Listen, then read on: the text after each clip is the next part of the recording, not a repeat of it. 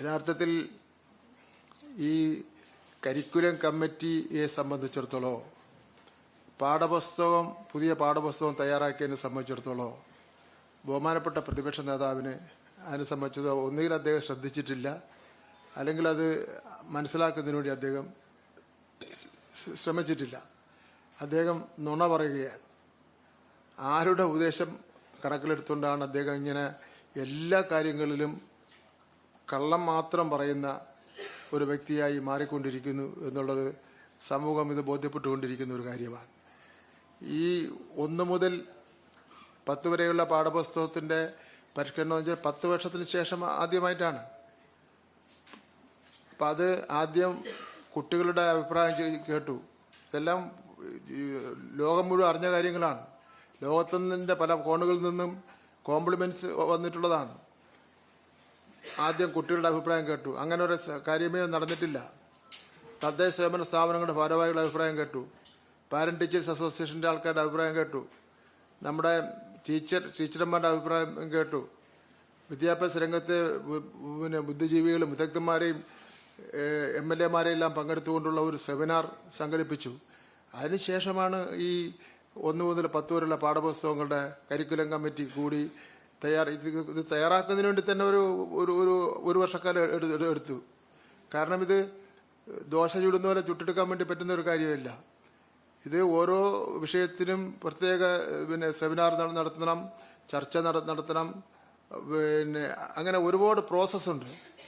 അത്രയും പ്രോസസ്സ് പൂർത്തീകരിച്ച ശേഷമാണ് ഈ പാഠപുസ്തകങ്ങൾ പൂർണ്ണമായത്. പൂർണ്ണമായപ്പോൾ അന്ന് അഭിനന്ദിച്ച സതീശൻ പറയുന്നു, അത്ര ഇത് കരിക്കുലം കമ്മിറ്റി ഒന്നും കൂടി ഇത് വേണ്ടവണ്ണം തയ്യാറാക്കിയിട്ടില്ല എന്നുള്ള പച്ചക്കള്ളമാണ് അദ്ദേഹം പറയുന്നത്. അപ്പോൾ ഇതിലൊരു പ്രശ്നം അദ്ദേഹം മനസ്സിലാക്കേണ്ടത്, കേരളത്തിലെ 47 ലക്ഷം വിദ്യാർത്ഥികളും അങ്ങ് കള്ളം മാത്രം പറയുന്നൊരു വ്യക്തിയായിട്ട് ധരിക്കുമെന്നുള്ള കാര്യത്തിൽ യാതൊരു സംശയവുമില്ല. അതുകൊണ്ട് അങ്ങയുടെ ഈ പ്രസ്താവന പിൻവലിക്കണമെന്നുള്ളതാണ് ഒരു കാര്യം പറയാനുള്ളത്. മറ്റൊന്ന്, മുൻ പ്രതിപക്ഷ നേതാവ് രമേശ് ചെന്നിത്തല, ഇപ്പം സതീശൻ ഈ കാര്യങ്ങൾ ശക്തമായിട്ട് പറഞ്ഞുകൊണ്ടിരിക്കുമ്പോൾ എന്തിന് മാറി നിൽക്കുന്നു എന്നുള്ള നിലയിലാണ് രമേശ് ചെന്നിത്തല ഈ കാര്യത്തിൽ കണ്ടിരിക്കുന്നത്.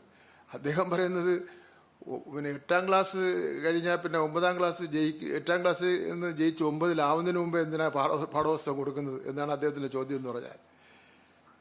അദ്ദേഹം മനസ്സിലാക്കേണ്ടത് ഓൾ പ്രൊമോഷനാണ് കേരളത്തിൽ. 1 മുതൽ 10 വരെയുള്ള കുട്ടികൾക്ക് ഓൾ പ്രൊമോഷനാണ് കേരളത്തിലുള്ളത്. അതെങ്കിലും മറന്നുപോയതായിരിക്കും, ഒരു പക്ഷേ ശ്രദ്ധിക്കാതെ പറഞ്ഞതായിരിക്കും. 1 മുതൽ അദ്ദേഹത്തിനെ പോലുള്ള ഒരാൾ ഒരിക്കലും പറയാൻ പാടില്ലാത്തൊരു കാര്യമില്ലേ, 1 മുതൽ 10 വരെയുള്ള ക്ലാസ്സുകളത്തേക്ക് ഓൾ പ്രൊമോഷനാണ്.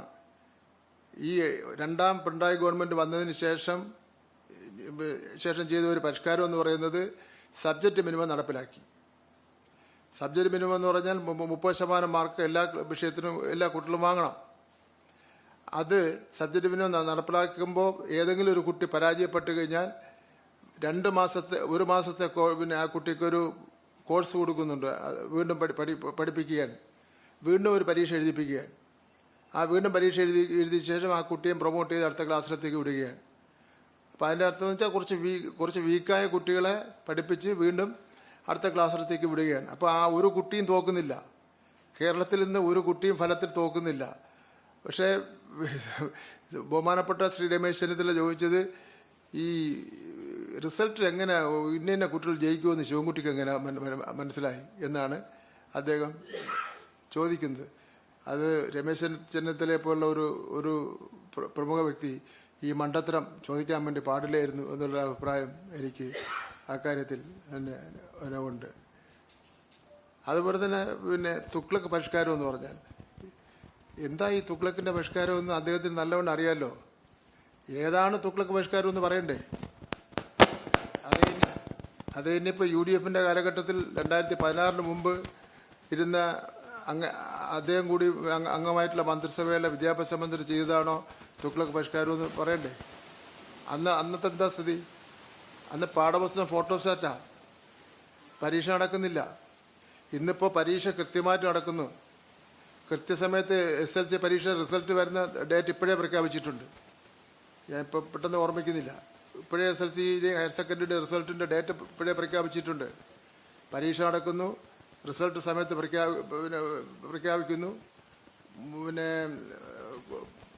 പിന്നെ മറ്റ് ഉപരിപഠനത്തിന് ആഗ്രഹിക്കുന്ന കുട്ടികൾക്ക് പൂർണ്ണമായി തന്നെ അതിനുള്ള സൗകര്യങ്ങൾ ചെയ്തു കൊടുക്കുന്നു. സ്കൂളുകൾ കൃത്യമായിട്ട് നടക്കുന്നു. ടീച്ചർമാർക്ക് പ്രത്യേകം ഒരാഴ്ചക്കാലം നീണ്ടു നിൽക്കുന്ന ക്ലാസ് കൊടുക്കുന്നു പുതിയ പാഠപുസ്തകത്തിൻ്റെ അടിസ്ഥാനത്തിൽ.